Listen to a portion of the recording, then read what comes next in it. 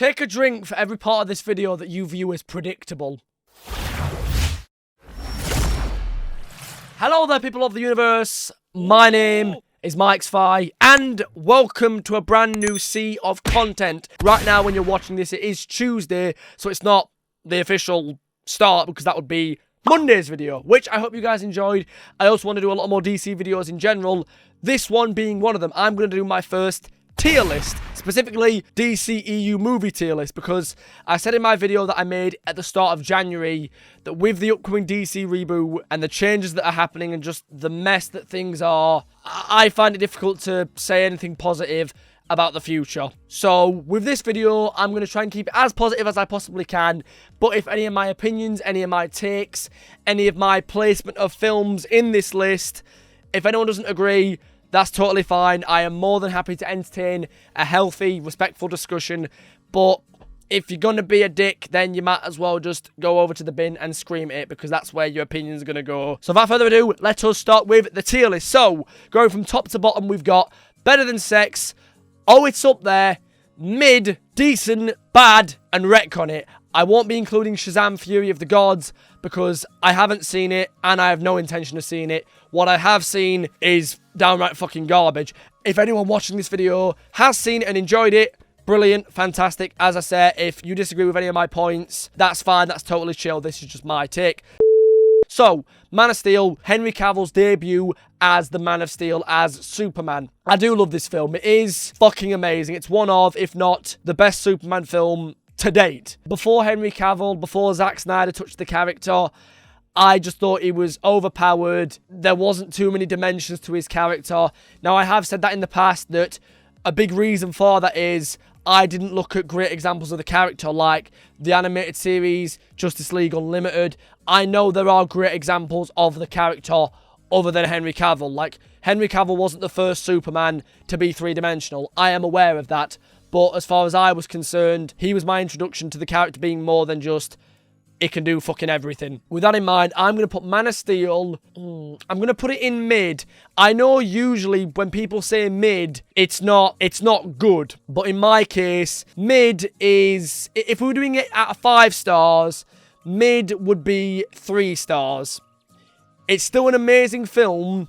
The only reason I don't put it at 4 or 5 is because there are other films that I rate a lot higher. Some of the highlights from Man of Steel that I want to bring up is the music. The score from Hans Zimmer is absolutely amazing, and I really wish people would let the old John Williams score, I wish they would move past that so that the Hans Zimmer one could truly get appreciated, because I love that theme and it is perfect. As well as that, Henry Cavill, I've said before, he's perfect, but as well, Amy Adams, Russell Crowe, Michael Shannon, the cast of Man of Steel are truly fucking brilliant, and I truly do love that film.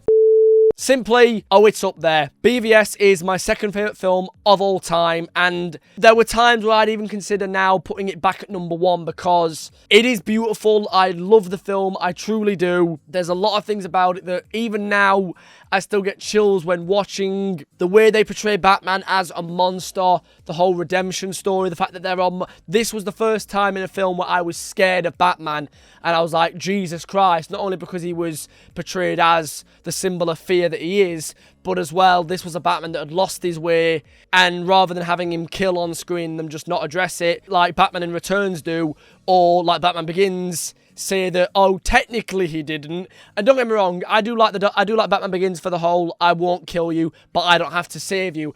I do like that as a narrative thread, but as a excuse for not being a murderer, I don't know, it's a little, it's tricky. That's why I appreciate the BVS straight up does it, says that Batman is in the wrong for it, but then makes it part of his arc. The way it introduced Wonder Woman was absolutely beautiful. Gal Gadot is stunning. And then to top it all off, the way Henry Cavill plays Superman in this film. I know everyone memes that, oh, he barely spoke, and yet his involvement, his impact on the film, on the narrative, it is unforgettable. It is beautiful. He really does leave a mark on the film, and I love in the scene when the Capitol building is attacked and you see Superman surrounded by what is a sea of horrors. The look on his face just screams, why didn't I see that coming? He beats himself. That's when he says to Lois, I didn't see it. I'm worried I didn't see it because I wasn't looking. Obviously, we realise later the wheelchair was lined with lead. So Superman physically couldn't see it, even if he was looking. I do truly love it. One of my favourite scenes in that film, other than the Trinity uniting, is the Batmobile chase. The sound that car makes when it drifts is orgasmic. It really is. So, up next is Suicide Squad. I do like the film. There are things about it I like. The problem with Suicide Squad is a lot of what the studio did to the film does affect it. I don't mean knowing what they cut out. No, I more mean the way they've re-edited it. I know when people do tier lists, like, for example, if they're putting something in beautiful, whatever's the most beautiful goes to the far left. So with this, I don't want to put it in bad, because I do still like bits of it, but I'll put it near the back of decent. I do still like the way Deadshot is portrayed in the film. I do like the way Batman is portrayed. And then the fact that Harley pretends to be knocked out to go for Batman, and then Batman just... The way that just gives me animated series vibes, like Joker's fucked off, Harley's left behind. I like that. With the Ayer cut, I like to think that would be at the bottom of beautiful, because Man of Steel is still fucking go. Okay, Wonder Woman, the first film. Right, that is plain and simple in beautiful. That's not even hard. That's what she said. But is it better than Man of Steel? It's tricky because they're both origin stories, and I love an origin story. And as well, both of the films were my first introduction to the characters' origins.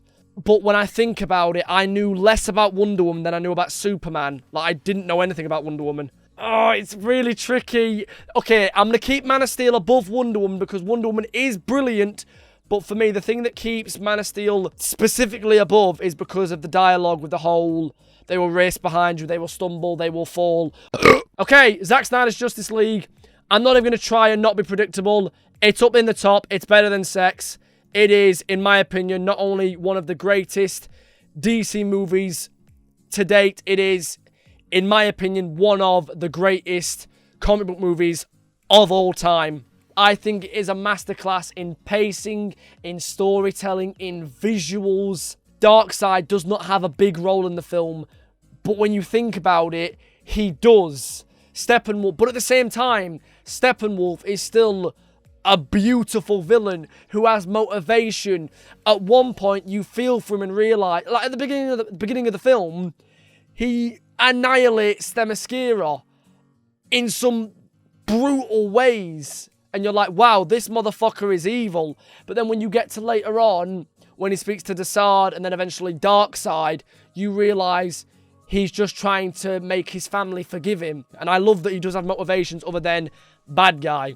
There are sometimes when bad guy being bad guy can work, but I think it's better when you can arguably see their point of view. Not agree with them, but you can see it. And then as well, the way Batman is handled in the film, now that he is redeemed and he is Batman, the way Superman is shown as such a fucking powerhouse, Wonder Woman is brilliant, Aquaman, Flash, and then Cyborg. Cyborg is fucking beautiful in that film. The way his character arc, the journey he goes on, the fact that he loses so much and can still not be happy by the end of it, realise there is a reason to go on. As someone who knows what it's like to not feel like there's a reason to go on, that film means the world to me. And I will always cherish it, no matter what happens. Up next, we have Aquaman, which, bit tricky because Amber Heard, and obviously, I do think it's a really good film. I do enjoy it.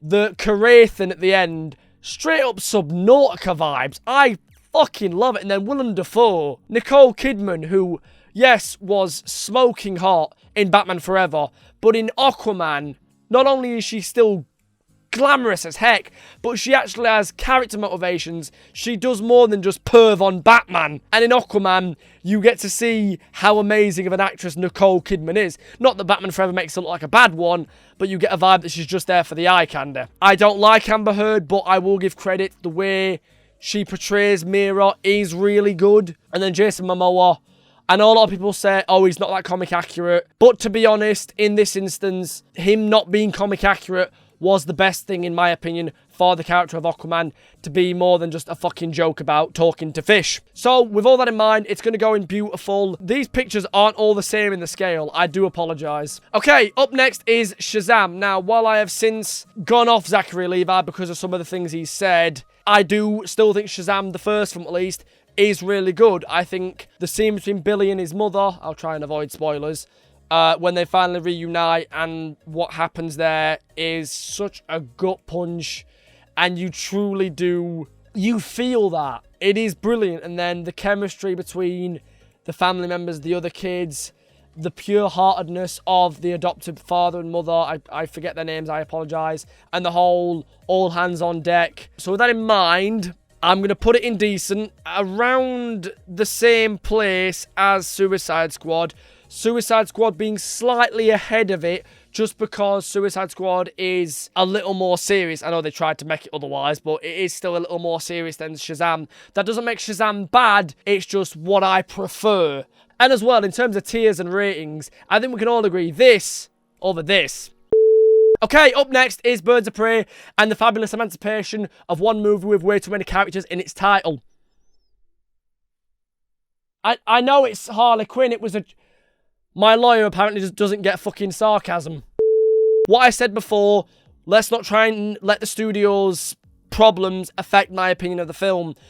Birds of Prey is specifically... You know how I said Suicide Squad, it was hard to keep that separate. Birds of Prey, it's even harder, and that's what she said, because a lot of the problems with Birds of Prey are a result of what the studio had done to the DCEU and the state it was in. For example, they'd bullied Zack off, they'd bullied Ben off. In my opinion, Birds of Prey, Batman should have had a small role, Joker, a small role as well, but a bigger one than Batman. Commissioner Gordon should have been there. The studio should have let Kathy Yan do a comic accurate Cassandra Cain, because she wanted to, and while I'm not too familiar with Cassandra Cain in the comics, I have had people explain to me why the one in the film is not that good. That said though, the cast of the film is brilliant. They all do a stunning job of their characters. Ewan McGregor as Black Mask is beautifully spine-chilling as Black Mask. What happens to him at the end is stupid, mind. Margot Robbie further proves that she is Harley Quinn. So with all that in mind, it's going to go in decent... but after Shazam, maybe, honestly, maybe around the same part. As low as I might rate Birds of Prey, I do still enjoy it. It's just, it's not a case of how bad it is. The main reason it's not necessarily as high as others might put it is because I think the other films were better and I enjoyed them more, or they might appeal to my taste more. But Birds of Prey, it is a good watch. It is worth watching, and I wouldn't tell someone to miss it because it's all right. If I could retcon it and swap it for Gotham City Sirens, I would. Okay, so Wonder Woman 84, and straight away, I'm putting it near the top of decent. And a lot of you might be thinking, why? It's this, it's that. This is wrong with it, that's wrong with it. And I do 100% hear where you're coming from. There are a lot of things about it that I really hate. The reason I'm still giving it more credit than you might is because around the time the film came out, some stuff happened to me involving a situation where I had to walk away, and I didn't want to, but I had to accept the truth. And that's kind of the themes in that film, how she accepts she has to let Steve go. And good film or not, it connected with me emotionally, and that is why I am going to be a bit more fair to the film. There is still a lot wrong with it, but I personally, it got an emotional connection out of me more than Birds of Prey, Shazam, and Suicide Squad 1 did. They might in some other ways be better films, but it's the emotional connection to the characters, to what's going on, that I take into account when rating. Plus as well, Pedro Pascal is brilliant in Wonder Woman 84. One of the things I do love the most about the film is in some of the action scenes, the way... I have debated that some of the stunts and some of the choreography of Wonder Woman 84 is nowhere near as good as the first film. At the same time, some of it is really brilliant. I don't love the idea of Wonder Woman not being allowed to use a sword, but I do love the idea that she can also use her lasso to spin it round to deflect bullets, like another shield as it were. That is pretty damn cool. And then there's moments where she's fighting and she'll bend back, fling her leg out to kick, but also punch. Like, some of the way that Gal / her stunt performers move is so elegant. It was, and then fucking lassoing off lightning. That was fucking cool. And Cheetah, for all the faults of the way they characterized her, it was still nice to see her in live action. I didn't hate her design. It was alright. If they did do a Wonder Woman 3, it would have been nice to see them have another go at Cheetah, because I think in the comics, Cheetah as a character can live as long as Diana, so I'm not too sure how that would have worked, but it would have been nice to see them have another crack at Cheetah. Okay, as we come to the last two films, this is where things get a little more not fun. I'm going to bring in The Suicide Squad. This film is, regardless of my opinions of him because of what he's done with Henry Cavill, that is not, you might not believe me, but that is not a part of where this film goes. It is going to go in bad. There are some visuals in the film that I think are brilliant. The way Starro is done and the more horror and dark and gritty way they do his origin, if that makes sense. I'm trying not to spoil it. Idris Elba's Bloodsport is brilliant. Ratcatcher 2, she was brilliant. Margot Robbie, she's brilliant as Harley. I don't like that they use the red dress more than the Arkham City style outfit, which I thought that should have been the main outfit. That was perfect. The red dress is beautiful, but the other one was just so perfect. And the main reason this film goes in bad for me is because the humour being a mix of 12-year-old and R-rated, like toilet humour and adult humour, like, pick one. You can't, in my opinion, do both. I don't like that it just doesn't seem to know who it's going for. Like, there's some of the blood that's really gross and you think, oh yeah, this is adult. But then it does this, and that's another thing. I don't like that a lot of the blood and gore just seem like, well, it's R-rated, so it might as well. Don't make something R for the sake of it. Like, it didn't really, it was just gross for the sake of gross, in my opinion. And then as well, not only was Harley's first costume, which is in that picture, not only was that wasted, the first act pissed me off. Excuse me. Rick Flag, and that's in the third act, sorry, but like, what happened there I thought was really stupid. What happened to Boomerang and a lot of the characters in the first act, I hated that. I thought that was so stupid. And I get it, the film is called The Suicide Squad. Some of them have got to die. Yeah, but I thought it was really stupid. And then I just there's a lot about the film that I really don't like. There are some visuals that are great, like the moment when when Bloodsport and Peacemaker are showing off, trying to do the cooler, more violent, badass kill. I do like those moments, but then as well, I don't like some of the childish humor, like, oh, if this beach was full of dicks and you told me I had to eat every single one. Like, what the fuck is this film for 6-year-olds? Well, not 6-year-old, but that's a bad example. But you know what I'm getting at. Okay, and then last, but sadly, well, technically least, but I wanted to say last. That doesn't really work. The hierarchy of power in the DC universe nearly changed. Black Adam. I'm putting in beautiful after Wonder Woman and above Aquaman. Like I said before, that doesn't mean that Aquaman is a worse film, because there are some visuals in Aquaman that trump Black Adam, like the Kareth, and there are some things about the story that in Aquaman that I might have enjoyed more than Black Adam, and then da-da-da-da-da. But just in general, I really enjoyed Black Adam. It's not perfect by any means, but it is still brilliant.